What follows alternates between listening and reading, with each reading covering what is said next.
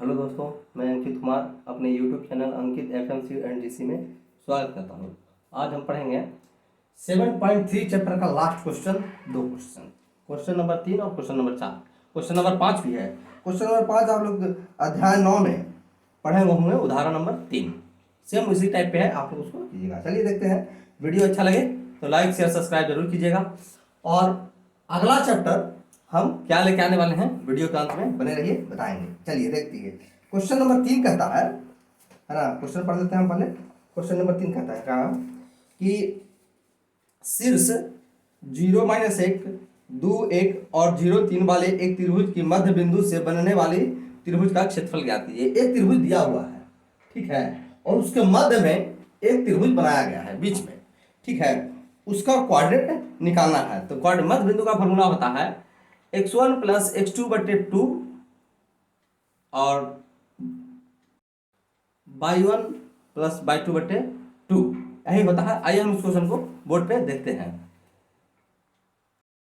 मध्य बिंदु का हम फॉर्मूला पहले पढ़ाए थे। चलिए एक बार हम फिर से उसको रिवीजन के लिए लिख देते हैं। देखिए, मध्य बिंदु का फॉर्मूला है, मध्य बिंदु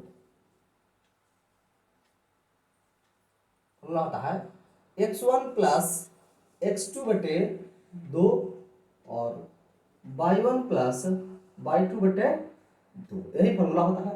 अच्छा, कह रहा है कि त्रिभुज दिया हुआ है। हम पहले एक त्रिभुज बना लेते हैं। क्वेश्चन नंबर 3 है, ठीक है। आप लोग देखिए बोर्ड पे, ये हमारा एक त्रिभुज दिया हुआ है। इसमें कोई कंफ्यूजन नहीं होना चाहिए। त्रिभुज का नाम है ABC। इसका कोऑर्डिनेट दिया हुआ है, ए कोऑर्डिनेट दिया हुआ है 0-1, बी कोऑर्डिनेट दिया हुआ है 2-1, सी कोऑर्डिनेट दिया हुआ है 0-3। अच्छा, इसका मध्य में बिंदु है, हर एक ए बी का मध्य बिंदु यहाँ होगा, ए सी का मध्य बिंदु यहाँ होगा और बी सी का मध्य बिंदु यहाँ होगा। ये तीन बिंदु से एक त्रिभुज बना हुआ है। देखिए, तीनों को मिलाते हैं हम। यहाँ से यहाँ मिलाएंगे, यहाँ से यहाँ मिलाएंगे और यहाँ से यहाँ मिलाएंगे। ये हमारा मध्य बिंदु हो गया।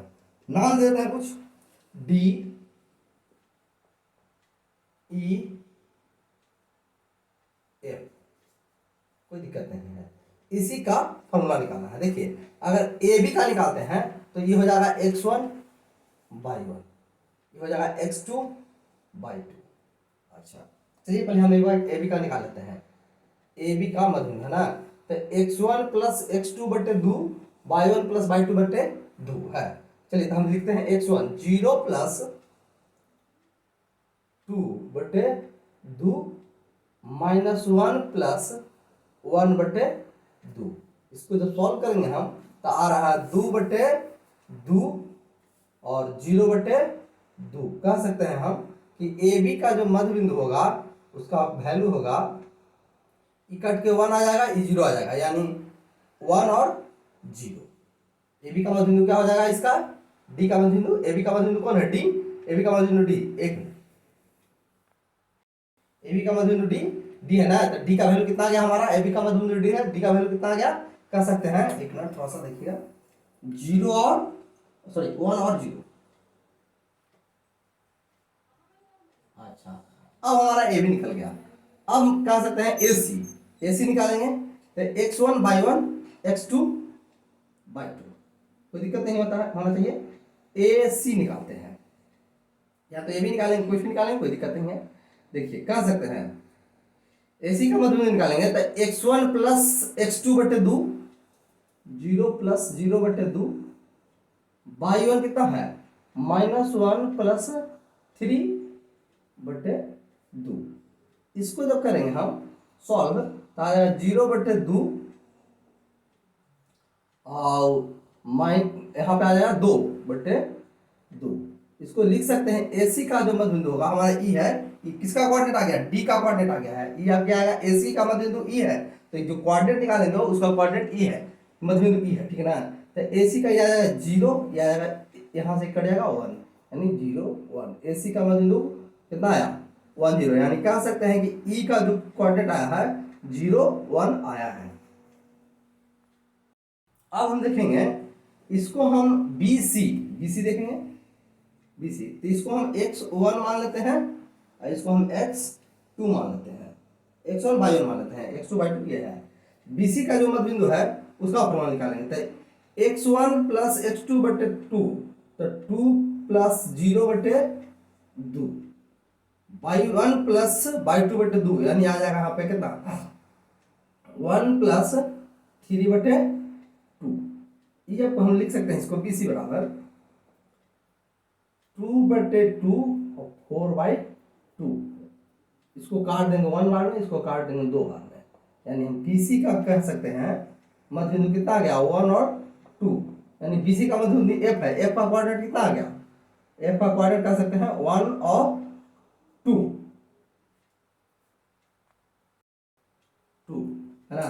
तो हम कह सकते हैं कि इसका मध्य बिंदु कितना कितना हो गया, एक मध्य D का मध्य बिंदु हो गया, D कोऑर्डिनेट कितना हो गया हमारा, AB का मध्य बिंदु D है जिसका कोऑर्डिनेट 0 1 है, AC का मध्य बिंदु E है जिसका कोऑर्डिनेट, AC का मध्य बिंदु कौन है E है, उसका 0 1 हो गया, और BC का मध्य बिंदु F है उसका कोऑर्डिनेट ये हो गया। आइए हमारा तीसरा नंबर क्वेश्चन कंप्लीट हो गया। हम देख रहे हैं क्वेश्चन नंबर 4। चलिए अब कोऑर्डिनेट निकल गया, अब हम क्या करेंगे कि जो काला वाला त्रिभुज है इतना निकल गया, तीसरा तो आंसर आ गया कोऑर्डिनेट वाला का। अब कह रहा है इस क्वेश्चन में कि जो ये भाग है, जो हमारा काला वाला भाग है, जो छोटा वाला त्रिभुज बना है उसका एरिया निकालना है, ठीक है, और बड़े वाले एरिया के साथ अनुपात बताना है कितना कितना होता है। तो हम छोटे वाले त्रिभुज को एरिया निकालेंगे तो कितना कितना आ गया, देखिए इसको हम लिख सकते हैं, लिख लेते हैं यहाँ पे एक और कोऑर्डिनेट को। पहला कोऑर्डिनेट आया है 1 और 0, D कोऑर्डिनेट आया है, E कोऑर्डिनेट आया है हमारा 0 1 है ना, और F कोऑर्डिनेट आया है 1 2। अब इस त्रिभुज का क्षेत्रफल निकालेंगे, त्रिभुज DEF का क्षेत्रफल निकालेंगे, लिखते हैं हम यहाँ पे, देखिएगा अच्छे से, त्रिभुज DEF का क्षेत्रफल। कल हम क्षेत्रफल का फॉर्मूला लिखे थे, आप लोग को याद होगा 1/2 है ना into x1 into by2 minus by3, याद होगा आप लोग को, प्लस x2 इंटू है ना by3 minus by1, plus x3 into क्या लिखेंगे by1 माइनस by2। ये हमारा फॉर्मूला हो गया। अब हम इसमें पता कर लेंगे x1 y1 x2 y2 छोटे वाले त्रिभुज में लिख लेते हैं, है ना। चलिए 1/2 लिख सकते हैं यहाँ पे, 1/2 इंटू x1 का वैल्यू कितना है, एक मिनट देखिए दिखाते हैं, x1 y1 x2 y2 x3 y3, ठीक है, कोई दिक्कत नहीं होना चाहिए। अब यहां से हम चुन के लिख लेंगे, यहाँ पे x1 हो गया 1 इंटू y2 माइनस y2 कितना हो जाएगा 3 माइनस y2 माइनस y3 है ना, y2 माइनस y3 का सॉरी y3 यहाँ है, एक मिनट देखिएगा, हम पहले वाले त्रिभुज का ब्लैक से लिख दिया ना, इसको हम ब्लू से लिख देते हैं, तो आप लोग भी गड़बड़ा जाएगा, आप लोग को मिस्टेक हो जाएगा। x1 y1 x2 y2, colour change कर देंगे, x3 y3 है ना, इसी को देखेंगे, ब्लू वाले को देखेंगे हम। चलिए तो यहाँ पे देखते हैं y2 माइनस y1, y2 का वैल्यू 1 है, y2 का वैल्यू 1 है और y3 का वैल्यू 2 है, प्लस x2 का वैल्यू 0 है ना, 0 में किसी अंक से गुणा करने पर 0 आ जाता है, लेकिन लिख देते हैं 2 माइनस y1, प्लस x3 का वैल्यू है 1 इंटू y1 का वैल्यू हो जाएगा 0 माइनस y2 1। अब इसको हम सॉल्व करेंगे, 1/2 जब सॉल्व करेंगे -1 में 1 से गुना करेंगे तो कितना है, देखिए -1 में 1 से गुना करेंगे तो माइनस का 1, ये हमारा 0 हो गया।